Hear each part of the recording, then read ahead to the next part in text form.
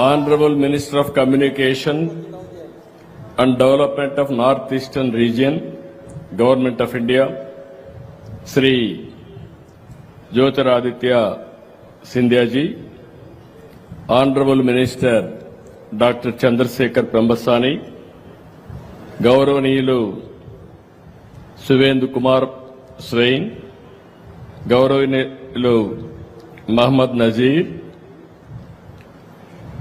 Kovelamudi Ravindra, గౌరవనీయురాలు BP Sridevi గారు, రామాంజలి గారు, ఈరోజు మిమ్మల్ని అందరినీ చూస్తే నాకు పాత రోజులు జ్ఞాపకం వస్తున్నాయి. నేను చదువుకునే రోజుల్లో మేమందరం కూడా పోస్ట్ మ్యాన్ పైనే ఆధారపడేవాళ్ళం. ఎప్పుడు లెటర్ వస్తుందా, లేకుంటే ఎప్పుడు పేపర్లు రిసీవ్ చేసుకోవాలన్నా, లేకపోతే ఎప్పుడైనా కంప్లైంట్ పెట్టాలంటే కూడా మళ్లీ పోస్ట్ ఆఫీస్కి వచ్చి కంప్లైంట్లు పెట్టిన రోజు. ఆ రోజు టెలికమ్యూనికేషన్ సెక్టర్లో పెద్ద ఎత్తున మనకి ఎక్కడ కూడా ఇలాంటి కమ్యూనికేషన్ ఉండేది కాదు. ప్రతి ఒక్కరికి ఏ వార్త అందించాలన్నా, ఏ పార్సల్ తేవాలన్నా ఆ రోజు ఇండియా పోస్టే మెయిన్ ఆధారం అని చెప్పి నేను మీకు తెలియజేస్తున్నా. అలాంటి గ్రామీణ డాక్ సేవకులకు అందరికీ మనస్ఫూర్తిగా మీరు అందించిన దేశ సేవలు దేశ చరిత్రలో చిరస్థాయిగా మిగులుతాయని చెప్పి కూడా నేను మీ అందరికి విజ్ఞప్తి చేస్తున్నాను. ఈరోజు మీ మంత్రి గారు, I'm very happy, Jyotiraditya Scindia గారు ప్రొఫైల్ చూస్తే today I have seen him first time. Very forcible message, very effective message, and also is highly qualified. He had a high school graduation education Doon School, then he went to Stanford, from there Harvard. Generally anybody will go to Harvard one degree, that is big degree. If anybody will go to Stanford, that is also big degree. Both Stanford and Harvard graduation, only one man got it, that is your minister, Jyotiraditya. And also is a royal family. You have to understand this. Being a royal family, to go to Stanford and also Harvard is impossible. There is a complacency. That is his determination. I am very happy. His grandmother, Rajamata of Gwalior, I worked with her. She is very close to our leader, Sri Nandamori Taraka Ramarao garu అని చెప్పి కూడా నేను మీకు తెలియజేస్తున్నా. At that time, we used to work with her. She is a Gwalior Rajamata, and also character, dignity, and also that majesty, we have seen her. After that, his father, Madhavrao Scindia, I had a good occasion with him. I worked with him. I loved him. He is very simple, upright, and also honest to the core. That is his legacy. I am very happy. As you rightly mentioned, Scindia village is in Andhra Pradesh. Now it is part of Visakhapatnam city itself. Just now my people shown me that village. It is part of Gajuvaka. There is a road also, Gajuvaka to Scindia Road, and also there is a hospital. I am very happy. Very soon my friend will go there and visit that road and travel in that road. That is your legacy your forefathers has given for you, and also they contributed for Andhra Pradesh. If you see all these things, today there is a little short time for me. Again, he has to go to Delhi by evening 9 PM. ఈరోజు మిమ్మల్ని అందరినీ చూసిన తర్వాత నాకు ఎక్కడ లేనటువంటి ఒక నమ్మకం వచ్చింది. టెక్నాలజీ ఎంత పెరిగినా నేను టెక్నాలజీని ఎప్పుడు ప్రమోట్ చేస్తానే ఉంటాను. ఒకప్పుడు ఐటీని ప్రమోట్ చేశాం. ఈ రోజు హైదరాబాద్ నగరాన్ని మీరు చూస్తే దేశంలోనే most liveable city, highest per capita income కు చిరునామా ఏదంటే తెలంగాణగా తయారైందంటే అది ఆ రోజు వేసిన ఫౌండేషనే సమైక్య ఆంధ్రప్రదేశ్ లో.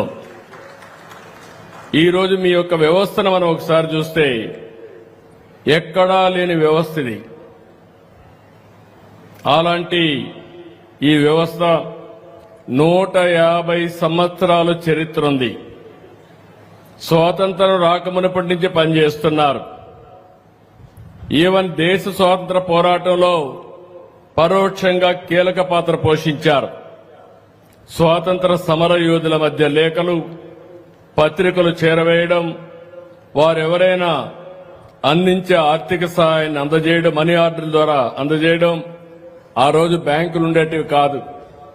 మేము చిన్నప్పుడంతా కూడా ఎవరు డబ్బులు పంపించినా మనీ ఆర్డర్ ద్వారా పంపిస్తే అది అందించినటువంటి వ్యక్తులు ఇక్కడుండే గ్రామీణ డాక్ సేవకులేనని చెప్పి కూడా నేను మీకు తెలియజేస్తున్నా. అదే సమయంలో తర్వాత రాను రాను ఆ రోజు నేను చూశాను. ఇప్పుడే మంత్రి గారు ఇక్కడ టెలికమ్యూనికేషన్ శాఖ మంత్రిగా కూడా ఉన్నారు. ఆ రోజు మీరు చూస్తే విలేజ్ లో అప్పుడప్పుడే టెలిఫోన్లు వచ్చాయి. కాఫర్ వైర్ ఉండేది. ప్రజలు దాన్ని కట్ చేసి మెల్ట్ చేసుకునేవాళ్లు. అంటే అమ్ముకుంటే దాని మీద ఎక్కువ లాభాలు వస్తాయని. అప్పుడు లైట్నింగ్ కాల్ ఉండేది, ఎమర్జెన్సీ కాల్ ఉండేది. లైట్నింగ్ కాల్ చేస్తే ఒక వారం రోజులు అయ్యేది. ఎమర్జెన్సీ కాల్ అంటే జీవితంలో ఎప్పుడు వచ్చేది కాదు. ఆ రోజు నేను ఒకటే చెప్పాను, మీ అందరికీ ఐడియా ఉంటుంది. అందరికీ సెల్ ఫోన్లు రావాలని కోరుకున్నాను. టెలికమ్యూనికేషన్ సెక్టర్ లో రిఫార్మ్స్ రావాలని కోరుకున్నాం. ఈరోజు మీరు ఒకసారి చూస్తే, మన మంత్రి గారిని చూస్తే, ఈరోజు మొత్తం టెలిఫోన్లు రావడమే కాదు 4G కూడా మన వాళ్ళు ప్రారంభించారంటే నేను గర్వపడుతున్నానని చెప్పి కూడా నేను మీకు తెలియజేస్తున్నా. ల్యాండ్ లైన్స్, మొబైల్ ఫోన్స్ వచ్చాయి, ఇంటర్నెట్లు వచ్చాయి. ఏది వచ్చినా కూడా ఒకటే గుర్తుపెట్టుకోవాలి, ఎన్ని వచ్చినా మీకు రీప్లేస్మెంట్ మాత్రం ఎప్పుడు రాదు. మీ మానవత్వంతో మీరు పనిచేయగలిగేది మీరు ఒక్కరే చేయగలుగుతారు. టెక్నాలజీ ఎంత పెరిగినా, ఆర్టిఫిషియల్ ఇంటెలిజెన్స్ వచ్చినా, కడాన మీరు లేకపోతే మాత్రం గ్రామీణ ప్రాంతంలో ప్రాపర్ లాజిస్టిక్స్ వ్యవస్థ ఉండదని మరొక్కసారి మీ అందరికీ విజ్ఞప్తి చేస్తున్నాను. That is your core competency. ఈ రోజు మనం ఒక్కసారి చూస్తే 1,64,000 పైగా పోస్ట్ ఆఫీసులు ఉన్నాయి. దగ్గర ఈ రోజు 3 లక్షల మంది గ్రామీణ డాక్ సేవకులున్నారు. ఇంతమంది ఉండే వ్యవస్థ ఎక్కడా లేదు. మన రాష్ట్రంలో చూస్తే 9,100 పైగా పోస్ట్ ఆఫీసులున్నాయి. 17,000కు పైగా గ్రామీణ డాక్ సేవకులున్నారు. ఇప్పుడే నేను చూశాను, నేను సూపర్ 6 పెడితే ఈరోజు సూపర్ 6 సూపర్ హిట్ అయిందంటే దానికి కారణం మీరు. 33% డీబీటీ మీ ద్వారా జరిగింది. దానికి మనస్ఫూర్తిగా అభినందిస్తున్నాను. టెక్నాలజీ ఎంతున్నా మళ్లీ మీరు లేకపోతే ఆ టెక్నాలజీని మనం ప్రాపర్ గా ఉపయోగించుకునే పరిస్థితిలో కూడా ఉండం. అలాంటిది ఈరోజు బ్యాంకింగ్ సేవలు గాని, బీమా సేవలు గాని, డీబీటీ అనుసంధాన సేవలు, డిజిటల్ లైఫ్ సర్టిఫికెట్లు, పౌర సేవలు, ఈ కామర్స్, లాజిస్టిక్స్ సేవలన్నీ మీ ద్వారా అందుతున్నాయి. భవిష్యత్తులో కూడా ఇప్పుడే నేను మంత్రి గారిని చూశాను, మీ మంత్రి గారిని చూశాను. ఒకరిని చూస్తే స్టాన్ఫోర్డ్, హార్వర్డ్ గ్రాడ్యుయేట్, ఇంకొక ఆయన మీ జిల్లాలను చదువుకొని అమెరికాకి వెళ్లి డాక్టర్గా ఐటీని కూడా ఉపయోగించి అతి పెద్ద కంపెనీ పెట్టి పార్లమెంట్ లో రిచెస్ట్ పార్లమెంట్ మెంబర్ ఎవరైనా ఉన్నారంటే దానికి చిరునామాగా చంద్రశేఖర్. ఇద్దరు సమర్థవంతమైన నాయకులు. ఇద్దరి అందులో కూడా సింధియా గారిని మీరు చూశారు. మెజెస్టిక్ టచ్ ఇచ్చాడు మీకు. ఇప్పుడు మామూలు కాదు, ఆయనే డిజైన్ చేశాడు మీకు ఒక డ్రెస్ కోడ్.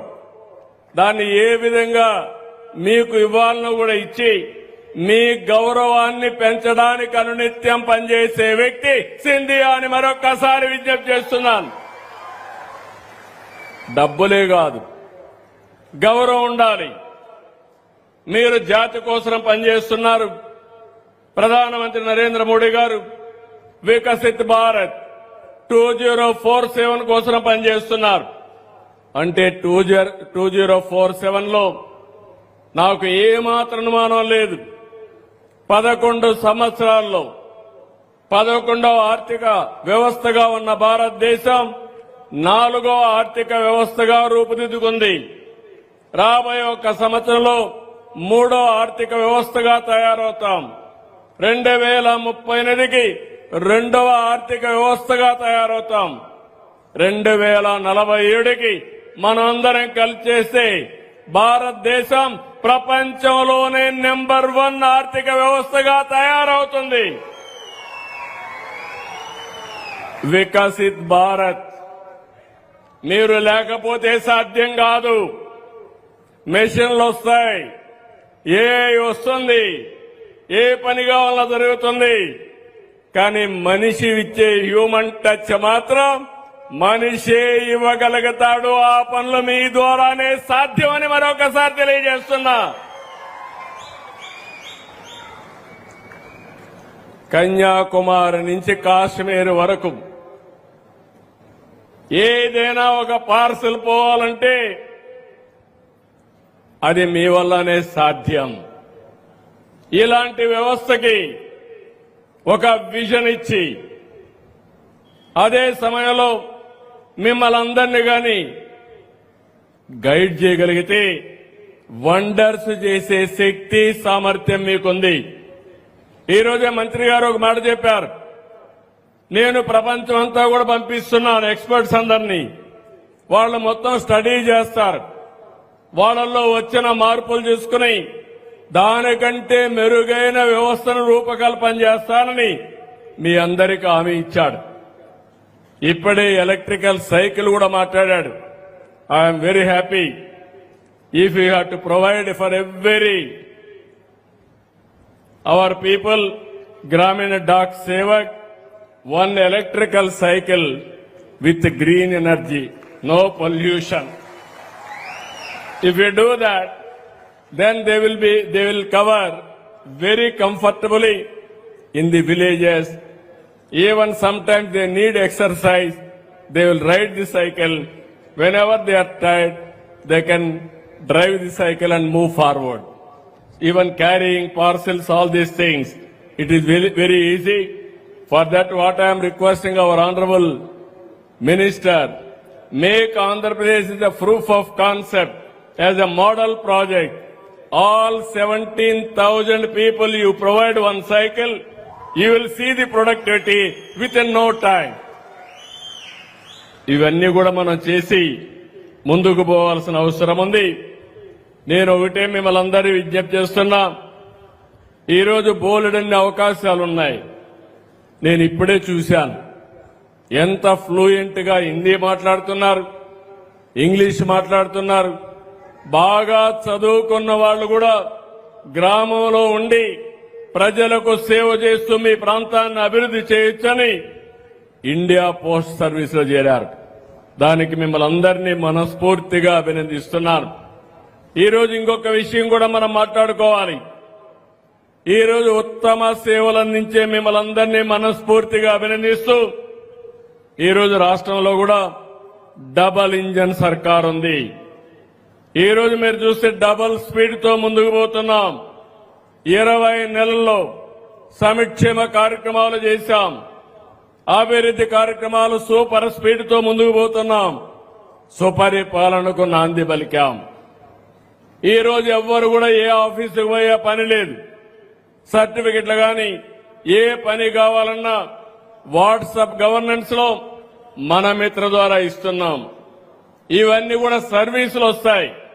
కానీ ఏదైనా నేరుగా చేరేయాలంటే దానికి పేర్లలుగా ఈరోజు గ్రామ డాక్ సేవకులే మార్గం అని చెప్పి కూడా నేను మీకు తెలియజేస్తున్నా. నేను మంత్రులు ఇద్దరిని కూడా రిక్వెస్ట్ చేస్తున్నాను. మీరు డ్రైవ్ చేయండి. రాష్ట్ర ప్రభుత్వం ఇచ్చే సేవలన్నీ కూడా మా గ్రామీణ డాక్ సేవకుల ద్వారానే చేపిస్తామని మీకు హామీ ఇస్తున్నాను. అవసరమైతే మినిస్టర్ గారు ఈజ్ కోఆర్డినేటింగ్. ఈరోజు రైలు గాని ఎయిర్ గాని బస్సుల్లో గాని ఎలాంటి పార్సల్స్ ఎక్కడికి పంపించాలనో కన్సాలిడేషన్ చేయడం, టెక్నాలజీ ఇంటిగ్రేట్ చేయడం. ఈ రెండు టెక్నాలజీ ఇంటిగ్రేట్ చేయగలిగితే చాలా వరకు మంచి ఫలితాలు వస్తాయి. అది కూడా చేయాల్సిందిగా వారిని కోరుకుంటున్నా. ఇక్కడ మీరందరూ ఉన్నారు. ఏది కూడా అసాధ్యం కాదు. అతి శక్తివంతమైన ఆర్గనైజేషన్ ఇండియా పోస్ట్ ఈ రోజు మీకు సరి అయిన గైడెన్స్ ఇచ్చి సరైన ప్రోత్సాహం ఇస్తే రాబోయే రోజుల్లో వికసిత్ భారత్ కి, స్వర్ణాంధ్రప్రదేశ్ కి వెన్నెముకగా మీరుంటారని చెప్పి మరొక్కసారి విజ్ఞప్తి చేస్తున్నా. 20 నెలల్లో మీరు చూశారు కీలకమైన అమరావతి. మొన్నటి వరకు శ్మశానం అన్నారు, ఎడారన్నారు. ఇప్పుడు హామీ ఇస్తున్న దేవతల రాజధాని అమరావతి, ప్రజా రాజధాని అమరావతి, ప్రపంచం మెచ్చే రాజధాని అమరావతి. పోలవరం గోదావరిలో కలిపేశారు. ఈ రోజు మీరందరూ చూశారు. పోలవరాన్ని పూర్తి చేసి నదుల అనుసంధానం చేసి ప్రతి ఒక్క ఎకరాకు నీళ్లు ఇస్తాం. 2027 గోదావరి పుష్కరాల కంటే ముందు పోలవరాన్ని పూర్తి చేసి జాతికి అంకితం చేసే బాధ్యత ఈ ప్రభుత్వానిది. విశాఖపట్నం స్టీల్ ప్లాంట్ మొన్నే మీరు చూశారు. విశాఖపట్నం స్టీల్ ప్లాంట్ అమ్మేసే పరిస్థితికి వస్తే, ప్రైవేట్ పరం చేసే పరిస్థితికి వస్తే ఎన్పీఏ అయితే కేంద్ర సహకారంతో ఈ రోజు రివైవ్ చేయడమే కాకుండా లాభాల బాటలో పోతా ఉందంటే ఈ నెలలో 54 కోట్ల రూపాయలు ప్రాఫిట్ కూడా వచ్చిందంటే అది అటు కేంద్రం ఇటు రాష్ట్రం చేసే సుపరిపాలన అని చెప్పి కూడా నేను మీకు తెలియజేస్తున్నా. ఇలాంటివి చాలా చేశాం. నేను ఒకటే ఇక్కడే మీరందరూ గుర్తుపెట్టుకోవాలి. కేంద్రం చేసే మంచి పనుల్ని ప్రజల్లోకి తీసుకెళ్లాలి. రాష్ట్రం చేసే మంచి పనులు మన ప్రజల్లోకి తీసుకెళ్లాలి. ఈ దేశాన్ని ఒక గొప్ప దేశంగా తయారు చేయాలంటే, ఆ యాంగిల్లో నిర్మాణం జరగాలంటే అది మన చేతల్లోనే ఉందని చెప్పి కూడా నేను మీకు తెలియజేస్తున్నా. మొన్న నేను ఢిల్లీకి వెళ్ళాను. చూశాను, సదస్సు చూశాను. 80 దేశాలు వచ్చాయి. 80 దేశాలు వచ్చి మనం చేసే అప్లికేషన్ చూసి ఆశ్చర్యపోయారు. ఒక వ్యవసాయ రంగంలో, లేకపోతే ఒక ఆరోగ్య రంగంలో, ఒక లైవ్ స్టాక్ లో ఇలాంటి అనేక నూతనమైన ఆవిష్కరణలు మనం ఇచ్చేశాం. అది చూసిన తర్వాత మొత్తం ప్రపంచంలో ఉండే అధినేతలే కాకుండా మొత్తం కార్పొరేట్ సెక్టర్ కూడా మన దగ్గర నేర్చుకునే పరిస్థితికి వచ్చారు. సాక్షాత్ ప్రధానమంత్రి గారు నరేంద్ర మోడీ గారి ఆధ్వర్యంలో ఏఐ కాన్ఫరెన్స్ చేశారు. అంత మంచి కాన్ఫరెన్స్ చేస్తే మన ప్రతిష్ట దెబ్బతీసే విధంగా, దేశ పరువు పోగొట్టే విధంగా యూత్ కాంగ్రెస్ వెళ్లి అక్కడ నిరసనలు తెలియజేసి అర్ధనగ్న ప్రదర్శన చేశారు. అంటే వీళ్ళకి ఏ అంటే తెలియదు, టెక్నాలజీ అంటే తెలియదు, భారతదేశం యొక్క ప్రాముఖ్యత తెలియకుండా ప్రపంచం మెచ్చుకునే పాలన జరుగుతూ ఉంటే దాన్ని అడ్డుకునే ప్రయత్నం, ఇమేజ్ దెబ్బతినే ప్రయత్నం, బ్రాండ్ దెబ్బతీసే ప్రయత్నం మంచిది కాదని కూడా మీకు తెలియజేస్తున్నా. ఎందుకంటే ఇండియా పోస్ట్ తరపున మీరున్నారు, మీకు ఒక అవగాహన ఉంది. మీరు మంచిని గాని చెప్పగలిగితే ఇలాంటి చెడు ప్రవర్తనల్ని ఖండించవలసిన బాధ్యత కూడా మనందరిపైన ఉందని చెప్పి కూడా నేను మీకు తెలియజేస్తున్నా. ఏదేమైనా ఫైనల్ గా నేను మీ అందరికీ ఒకటే విజ్ఞప్తి చేస్తున్నా, మీ సేవల్ని రాష్ట్ర ప్రభుత్వం సమర్థవంతంగా ఉపయోగించుకుంటాం, కేంద్ర ప్రభుత్వం కూడా అదే విధంగా ఉపయోగించుకుని భారతదేశంలో ఒక పటిష్టమైన లాజిస్టిక్ వ్యవస్థగా ఈ యొక్క గ్రామీణ సడక్ సేవకుల్ని తయారు చేయాల్సిందిగా మరొక్కసారి కోరుకుంటూ, వండర్ఫుల్ ఎక్స్పీరియన్స్. మీ వాళ్ళని చూశాను, మీరు మాట్లాడుతూ ఉంటే ఎంత ప్రైడ్ గా మాట్లాడారంటే, ఎంత ఆత్మవిశ్వాసంగా ఉన్నారంటే, ఎస్ మేము కూడా చేయగలుగుతామనే ఆత్మవిశ్వాసంతో ముందుకు పోతున్నారు. దానికి మిమ్మల్ని అందరినీ అభినందిస్తూ మరొక్కసారి అందరికి కూడా మనస్ఫూర్తిగా ధన్యవాదాలు. ఎవరు చేయలేని పని మీరు చేస్తున్నారు. ఎంతో మంది ఐటీ ప్రొఫెషనల్స్ వచ్చారు, ప్రపంచమంతా వెళ్లారు. మీరు పుట్టిన గ్రామంలోనే మీరుండి ప్రజలకు మెరుగైన సేవలు అందించి వాళ్ళ జీవన ప్రమాణాలు పెంచడానికి మీరు ప్రయత్నం చేస్తున్నారు. అలాంటి మీ అందరికీ మరొక్కసారి పేరు పేరున మనస్ఫూర్తిగా నా నమస్కారాలు, ధన్యవాదాలు. థ్యాంక్ యూ అనండి ఆల్.